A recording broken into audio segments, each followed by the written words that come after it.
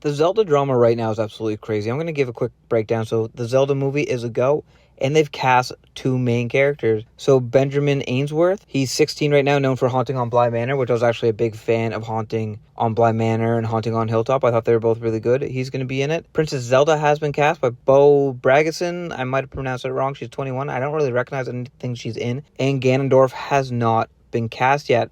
So the plot, as far as we know, follows Link's quest to rescue Princess Zelda and save Hyrule from Ganon.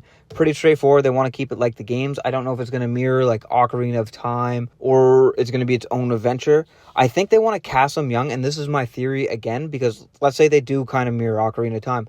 Well, you start as Kid Link, you get the Master Sword, and then you become an adult. And I think it's probably going to mirror that. That's my theory. Now, there's a lot of controversy, so I think Hunter's PR team was behind this. There's a photo of Hunter pretty much dressed up like the Twilight Princess version of Zelda, and there was this big push online to have Hunter cast as Zelda. Now, people don't want a biological male cast as Zelda, and as we can see by Concord, and traditionally things that push this type of agenda, like The Last of Us, tends to flop. So they probably saw this. They wanted a younger casting to maybe mirror the games more, and they didn't want to play into the identity politics, which polarizes it and makes it a lose-lose. They cast Hunter, then they please the LGBTQ community, but then they upset everyone else. And so you kind of have to outweigh your pros and cons and see historically, has this worked before?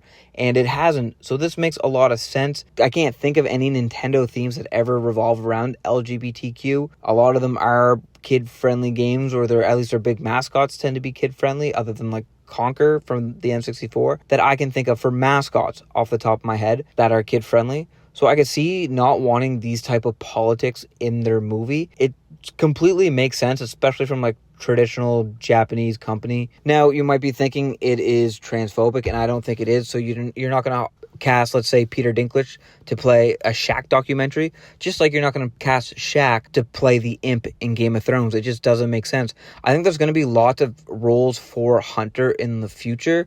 There's obviously a following for Hunter based on this backlash, but people wanted a woman to play Zelda, so congrats to her. What I also don't think is fair is now her getting the role is now all about Hunter's identity, which it shouldn't be. So it should be congrats to that young lady on really a big role that could change her entire life. So I think that's awesome. Hunter's well known from Euphoria, and Hunter's going to get lots of roles. Like I said, there's going to be LGBTQ roles that a biological woman couldn't get that Hunter will get, and Hunter will probably lose roles for being a biological male, and that's just the nature of the game and the nature of acting, unfortunately. Whether you agree or disagree, whatever it is, I do think that is it, and it comes down to money. They don't want the movie to tank, and I don't think us as an audience wants a very first Zelda movie to tank either. I think that's absolutely insane. If we want that, we want it to do well. We want more of these.